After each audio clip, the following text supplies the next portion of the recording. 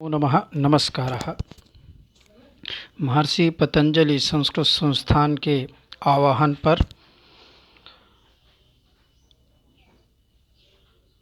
मैं नितेश कुमार मिश्रा, स्वामी संत शरण संस्कृत विद्यापीठ का शिक्षक, आज आपके सामने पूर्व मध्यमा प्रथम वर्ष में संचालित विषय संस्कृत भाषा परिचय, जिसका कोड है 502 और द्वितीय प्रश्न पत्र है, इस पर आज हम चर्चा करेंगे। देखिए, इस पर हम देखेंगे कि संस्कृत भाषा परिचय को 5 भागों में विभाजित किया गया है। पहला विभाग है संस्कृत शब्द परिचय, जिसमें शब्दों का परिचय कराया जाएगा। यह 20 नंबर का है। फिर दूसरा है ध्वनि विचार, जिसमें उच्चारण से संबंधित ज्ञान कराया जाएगा। यह भी 20 नंबर का है। तीसरा है शब्द विचार, जिसमें शब्दों के भेद, शब्दों का प्रयोग के बारे में विचार किया जाएगा। इसके बाद आता है पद विचार, कि शब्दों का वाक्यों में प्रयोग करने से पूर्व पदों में उन्हें कैसे प्रयोग किया जाता है, यह भी 20 नंबर का है। और पांचवा है वाक्य विचार, उन शब्दों से वाक्य कैसे रचना करते हैं, वाक्यों की रचना कैसी होती है, इस विषय को लेकर के इस पर चर्चा की जाएगी। यह 20 नंबर का है। आज हम जो चर्चा करने वाले हैं, हमारा आज का जो विषय है वो शब्द विचारा है, अर्थात गा। यह जो गा शब्द विचार का है वह विषय है। इससे पूर्व हमने संस्कृत शब्दों का परिचय पढ़े होंगे, जिसमें हम स्वर, व्यंजन आदि का विचार किए हैं। ध्वनि विचार में हमने वर्णों का उच्चारण स्थान, किस वर्ण का कहाँ से उच्चारण होता है, इस विषय का भी हमने अध्ययन किया है। तो वर्ण से शब्द बनाने की प्रक्रिया और शब्द बनाने की प्रक्रिया के बाद शब्द की उच्चारण पद्धति, यहाँ तक का हमने अध्ययन किया होगा। अब वह शब्द बन कर के तैयार है, तो उन शब्दों के बारे में वह कैसा शब्द है, संज्ञा शब्द है, सर्वनाम शब्द है, उसका प्रयोग कैसे किया जाएगा, इस विषय का विचार हम गा अर्थात शब्द विचार पर करेंगे। इसके लिए हमें संदर्भित ग्रंथ भी दिए गए हैं, हम संदर्भित ग्रंथों का भी सहयोग लेंगे। तो देखिए, संदर्भित ग्रंथ जो हैं, संदर्भ ग्रंथाः, वो हमारे हैं पाणिनीय शिक्षा, पाणिनि मुनि विरचित पाणिनीय शिक्षा। यह पाणिनीय शिक्षा के बारे में हम चर्चा करेंगे। इसके बाद आएगा अष्टाध्यायी। अष्टाध्यायी ग्रंथ का भी अध्ययन हमने करे। कक्षा 6, 7, 8 में आपके विषय में अष्टाध्यायी विषय ही चल रहा है, और पूर्व मध्यमा प्रथम वर्ष में पाणिनीय शिक्षा का भी विषय चल रहा है। तो इस प्रकार हम इन दोनों ग्रंथों का अध्ययन करेंगे। इसी प्रकार ऋग्वेद प्रतिशाख्यम, और जब आपको समय मिले तो श्री रामाधीन चतुर्वेदी जी का जो चौखंबा से प्रकाशित पुस्तक है संस्कृत भाषा विज्ञानम, इसका भी अध्ययन करके हम इस विषय को दृढ़ कर सकते हैं। श्री ब्रह्मानंद त्रिपाठी जी का व्याकरण शास्त्र इतिहास और डॉक्टर कपिल देव द्विवेदी जी का भाषा विज्ञान एवं भाषा शास्त्र, यह संदर्भ ग्रंथ हैं। तो आइए आज हम संस्कृत शब्द विचार जो कि 20 नंबर का है, प्रश्न पत्र में हमारे 20 नंबर का आएगा, इस पर आज हम चर्चा करेंगे। तो पहला होता है कि शब्द विचारः, शब्द क्या है, शब्द किसे कहते हैं। शब्द, यह हमारे मन में प्रश्न होता है कि शब्द किसे कहते हैं, शब्द की परिभाषा क्या है। भाई, हम बहुत सी चीज़ें सुनते हैं, जैसे हम जब घर पे या सुबह सुबह उठें तो देखते हैं कि चिड़ियों की आवाज़ आ रही है, कुत्तों के बोलने की भी आवाज़ आती है, लोग जो बोलते हैं वह भी ध्वनि सुनाई देती है। तो यह विचार होता है, क्या यह सब शब्द हैं? ऐसा मन में प्रश्न हो सकता है। किसी पेन, यह पेन हम लिए हैं, इसके गिरने से भी एक आवाज़ आएगी, तो क्या यह भी शब्द है? यह सब प्रश्न मन में उठते हैं कि शब्द किसे कहेंगे। तो देखिए, यहाँ पे परिभाषा सीधी और सटीक की गई है कि वर्णानाम सार्थकः समूहः शब्दः भवति। परिभाषा में क्या कहा है कि वर्णानाम सार्थकः समूहः शब्दः भवति। इस परिभाषा को आप याद भी कर लें, क्योंकि आपके प्रश्न पत्र में आएगा भी कि शब्दस्य परिभाषा का को नाम शब्दः, ऐसे 2-3 प्रकार के प्रश्न को घुमा फिरा कर आपसे पूछ सकते हैं। तो आप लिख सकते हैं कि वर्णानाम सार्थकः समूहः शब्दः भवति। एक बार पुनः बोलेंगे, वर्णानाम सार्थकः समूहः शब्दः भवति। तो वर्णों का जो सार्थक समूह है, सार्थक अर्थात जिसका अर्थ हो, अर्थवान। अब हम कोई शब्दों को बोले और उसका अर्थ ना आए तो वह शब्द की संज्ञा में नहीं आता है। तो इसीलिए कौवा जो बोलता है, क्या उसका कोई अर्थ है? कुत्ता जो बोलता है, क्या उसका कोई अर्थ है? बोले नहीं। तो ऐसे शब्द जिनका अर्थ हो, जिनका बोलने का कोई प्रयोजन हो, वह शब्द कहलाता है। इसीलिए एक आप जानते हैं, पाणिनि अष्टाध्यायी हमारा ग्रंथ है, जिसमें संदर्भ ग्रंथ है। आप इस व्याकरण विषय में एक सूत्र पढ़ेंगे, अर्थवत धातुर प्रत्ययः। इससे प्रातिपदिक संज्ञा होती है शब्दों की। तो वो इसीलिए क्योंकि अर्थवत, जो शब्द अर्थवान है उसी की प्रातिपदिक संज्ञा होती है, उसी से वाक्य बनते हैं। तो इन शब्दों से आगे हम वाक्य बनाएंगे। तो वाक्य बनाने के लिए पहले हमको यह जानना आवश्यक होगा कि शब्द क्या हैं, हम शब्द किसे कह सकते हैं। तो यह हमने विचार कर लिया कि सार्थक, वर्णों का सार्थक समूह जिसका अर्थ हो, ऐसे समूह को शब्द कहते हैं। जैसे राम, रामः, सीता, फलम, लेखनी, पुस्तकम, वनम, इन सब का अर्थ है। वनम अर्थात जंगल है, राम अर्थात किसी व्यक्ति का नाम है, सीता अर्थात किसी महिला का नाम है। ऐसे हम यह विचार करते हैं कि हाँ, इन सब का अर्थ है। तो सार्थक शब्दों के समूह को ही हम शब्द कहेंगे। अब देखिए, तो शब्दों को लिंग के आधार पर 3 रूप से बांटा गया है। शब्दों को लिंग के आधार पर 3 रूप से, अर्थात यह भी हम इसको कह सकते हैं कि लिंगानि त्रीणि भवन्ति। 3 लिंग कितने होते हैं, यह आपको प्रश्न किया जा सकता है। कति लिंगानि, तो वह भवन्तः आप सब लिख सकते हैं, त्रीणि लिंगानि।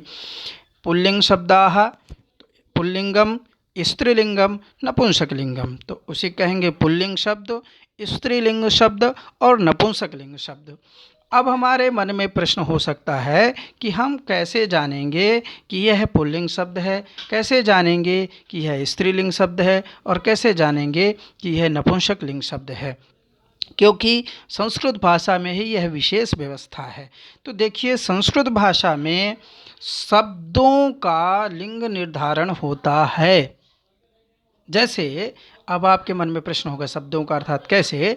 तो देखिए, हिंदी इत्यादि में पुरुष है तो उसको हम पुल्लिंग मानेंगे, वृक्ष इत्यादि हैं तो उसको हम नपुंसकलिंग में मानेंगे। लेकिन संस्कृत में ऐसा नहीं है।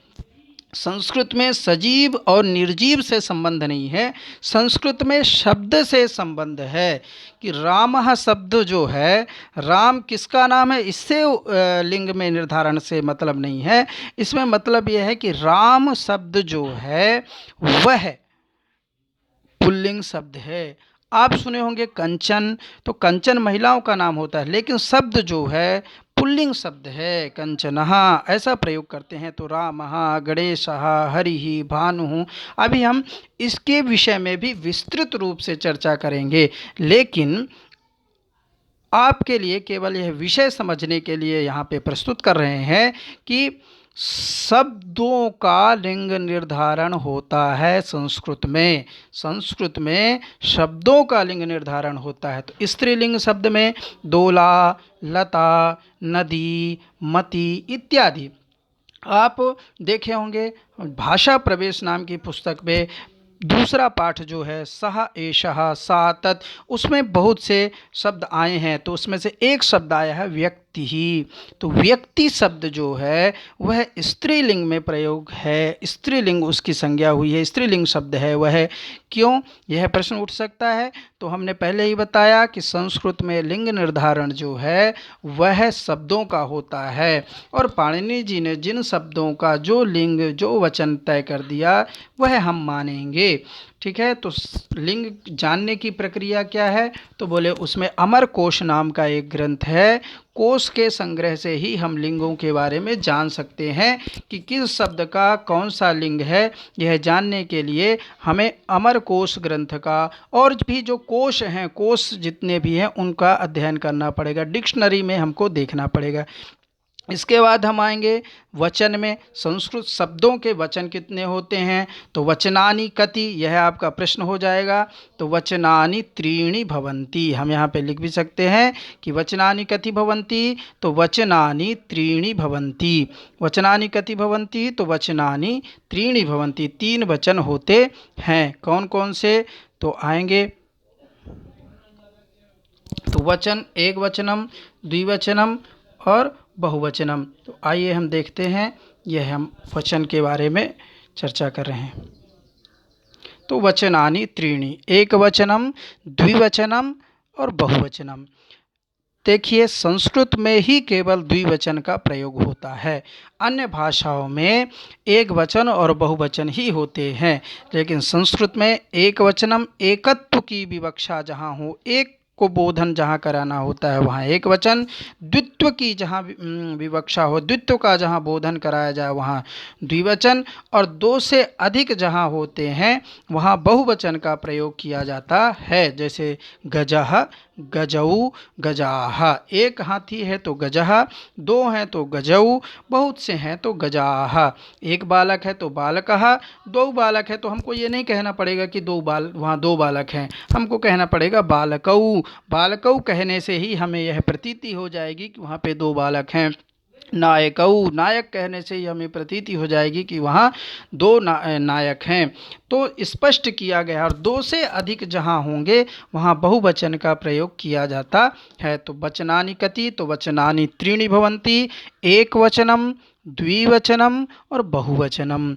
एकत्व की विवक्षा में एक वचन, द्वित्व की विवक्षा में द्विवचन, और बहुत 2 से अधिक जहाँ होंगे वहाँ बहुवचन का प्रयोग होगा। एक फल है तो फलम, 2 फल हैं तो फले, और 2 से अधिक हैं तो फलानि सन्ति। ऐसे हम प्रयोग करेंगे। आगे अब हम देखेंगे शब्दों का प्रकार। शब्द कितने प्रकार के होते हैं जो हम वाक्यों में प्रयोग करते हैं, उन शब्दों के प्रकार के बारे में चर्चा करेंगे, शब्द भेद जानेंगे। तो देखिए शब्द में प्रथम जो है संज्ञा शब्द लिए जाते हैं। संज्ञा शब्द अर्थात किसी व्यक्ति का नाम, किसी स्थान का नाम। इन विषयों पर अभी हम अगले वीडियो में विस्तृत रूप से संज्ञा के बारे में, फिर सर्वनाम के बारे में, फिर विशेषण के बारे में, और क्रिया विचार का एक पाठ ही है तो क्रिया विचार जो 20 नंबर का हमारा प्रश्न पत्र है उस पर विशेष रूप से चर्चा करेंगे, और ऐसे अव्यय के बारे में भी विशेष रूप से चर्चा करेंगे।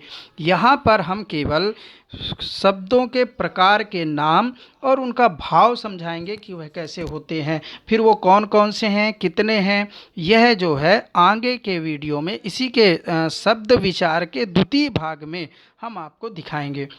तो देखिए संज्ञा शब्द कौन कौन से हैं, तो संज्ञा शब्द राम, हरि, गीता इत्यादि, अर्थात किसी व्यक्ति का नाम, स्थान का नाम, वस्तु का नाम जो है उसको हम संज्ञा शब्द में लेते हैं। इसी प्रकार सर्वनाम शब्द संज्ञा के स्थान में प्रयोग किए जाने वाले शब्द वह है, यह है, कौन। तो यह जो शब्द हैं अस्मत्, युष्मत्, भवत्, इतर इत्यादि, ऐसे इनकी गणना है। 35 ऐसे शब्द हैं, 35 ऐसे शब्द हैं जिनको हम सर्वनाम शब्द कहते हैं। द्वितीय भाग में इसके विषय में विशेष रूप से सब चर्चा की जाएगी। इसके बाद आते हैं विशेषण शब्दाः। विशेषण शब्द जो विशेष की विशेषता बताए, विशेषता बताने वाले, जैसे बालकः सुंदरः अस्ति, बालक सुंदर है। तो यहाँ पे सुंदरः जो शब्द है वह शब्द विशेषण शब्द है, क्योंकि वह बालक की विशेषता बता रहा है। एकः बालकः अस्ति, एक बालक है, तो यह भी निश्चितता कर रहा है कि यह एक है, तो इसको भी हम विशेषण शब्दों में गणना करते हैं, तो यह विशेषण शब्द कहलाएगा। इसके बाद क्रिया शब्दाः, क्रिया शब्दाः में गच्छति, पठति, लिखति, हंसति, जितने भी क्रियाएं हैं उन सबको हम क्रिया शब्द में लेंगे।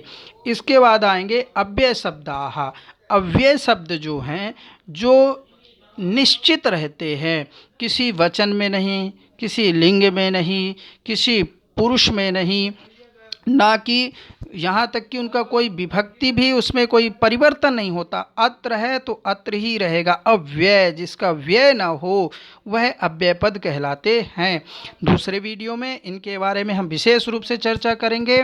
तो यहाँ पे देखें, यह 5 प्रकार हो गए। यदि आपसे पूछा कति प्रकार का शब्दाः, तो 5 प्रकार का।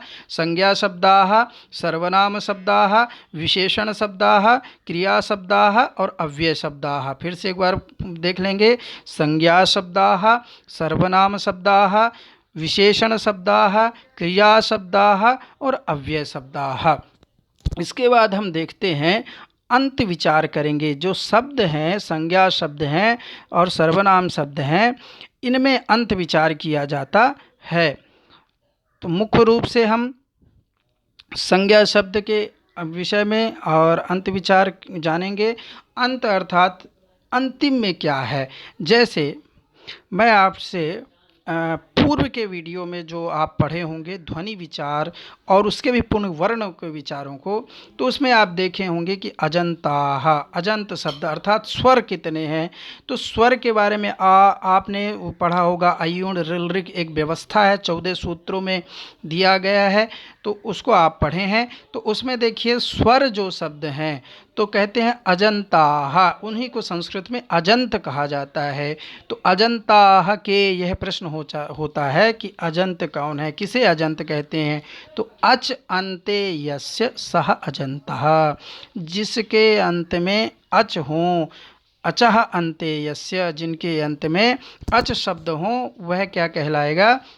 तो बोले वह शब्द अजंत कहलाएगा। जैसे आ, ई, ऊ, री, ए, ओ, ऐ, औ। अभी हम इन शब्दों के बारे में अगले वीडियो में विशेष रूप से इनका रूप कैसे चलता है चर्चा भी करेंगे। तो जैसे देखिए, यहाँ पे शब्द है बालक, तो अंत में क अ सुनाई देता है, इसलिए हम इसको अकारांत शब्द कहेंगे। बालक। हरि, तो हा री ई सुनाई देता है, इसलिए हम इसको इकारांत शब्द कहेंगे। गुरु, ऊ सुनाई देता है, इसलिए हम इसको उकारांत शब्द कहेंगे।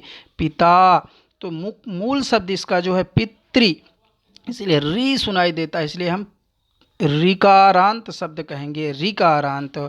ऐसे ही और भी ढेर सारे शब्द हैं, तो उनका भी चर्चा हम अगले वीडियो में, जब हम शब्दों का रूप चलाने का अभ्यास करेंगे, तो उसमें हम अंत विचार भी करेंगे। अंत विचार करने के पश्चात ही हम शब्दों का रूप संचालित कर सकते हैं। जैसे हमने बालक, इसका हम जान लिए अकारांत शब्द है, तो गायक अकारांत शब्दः, नायक अकारांत शब्दः, देव अकारांत शब्दः। और भी कुछ मैं शब्द बोलता हूँ, आप सब बताइएगा कौन से शब्द हैं। गायक अकारांत शब्दः, नायक अकारांत शब्दः, सेवक अकारांत शब्दः, धावक अकारांत शब्दः। ऐसे इकारांत हरि इकारांत, कवि इकारांत, तो ये पुल्लिंग इकारांत पुल्लिंग शब्द हैं। इस तरह स्त्रीलिंग में मति इकारांत स्त्रीलिंग शब्द हैं। तो इनके विषय में अभी हम अगले वीडियो में विशेष रूप से चर्चा करेंगे। हम अभी शब्द के परिचय के बारे में शब्द विचार कर रहे हैं, तो पहले सूक्ष्म रूप से हम यह देखेंगे कि शब्द को कितने भागों में बांटा गया है, किस किस पर हमको अभी शब्द विचार में जाना है। अभी हमने जैसे लिंग विचार बताया, और वचन तो लिंगानि कति तो त्रीणि लिंगानि, वचनानि कति तो त्रीणि वचनानि, 3 वचन हैं, इनके बारे में भी चर्चा की। फिर इनका प्रयोग कैसे होता है, ये एक एक विषय को, फिर संज्ञा शब्द हमने जाना, सर्वनाम शब्द जाना, एक एक विषय को हम अगले वीडियो में स्पष्ट रूप से उन्हीं के बारे में चर्चा करेंगे। इसके बाद देखिए आगे आता है हलंत शब्द, हल हो जिसके अंत में।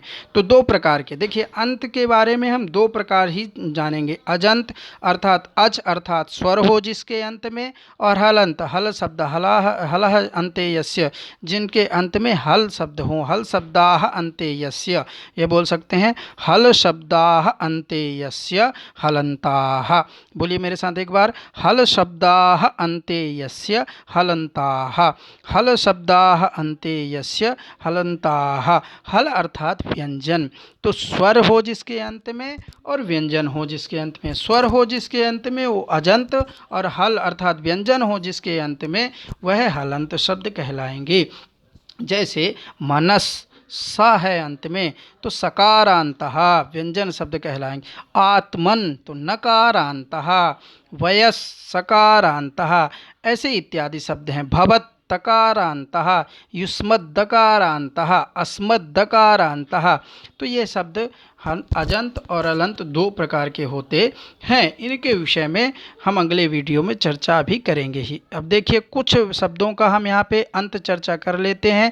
जैसे बालकः तो अकारांत पुल्लिंगः, कविः इकारांत ई श्रुत इकारांत पुल्लिंगः, गुरुः उकारान्तः पुल्लिंगः, पिता ऋकारान्तः, पितृशब्दः अस्ति, ऋकारान्तः पुल्लिंगः, बालिका आ सुनाई दे रहा है, बालिका तो आकारान्तः स्त्रीलिंग शब्दः, मतिः ई सुनाई दे रहा है तो इकारान्तः स्त्रीलिंग शब्दः, नदी ई सुनाई दे रहा है तो ईकारान्तः स्त्रीलिंगः, धेनुः उकारान्तः स्त्रीलिंग शब्दः, वधूः ऊ दीर्घ ऊ सुनाई दे रहा है तो ऊकारान्तः स्त्रीलिंग शब्दः।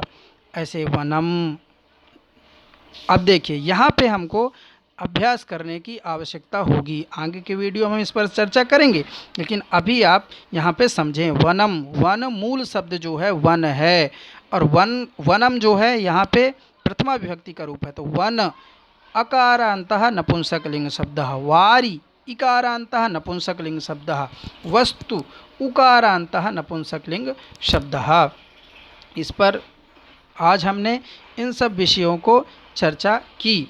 तो अब आपसे हम यही प्रश्न करेंगे, तो को नाम शब्दः वर्णानां सार्थकः समूहः शब्दः, तो जिनका सार्थक समूह है वर्णों का वह शब्द कहलाएंगे।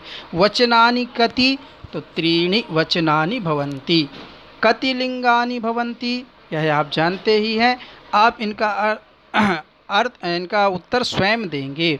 फिर बालकः किमान्तः शब्दः, बालक किमांत शब्द है, बालक के अंत में कौन सा शब्द है तो अकारान्तः। ऐसे लता किमांत शब्दः, लता कौन से अंत है, लता में किमान्तः, किम अंत में क्या है तो आप जानते ही हैं। इनका आप उत्तर स्वयं आपको देना है।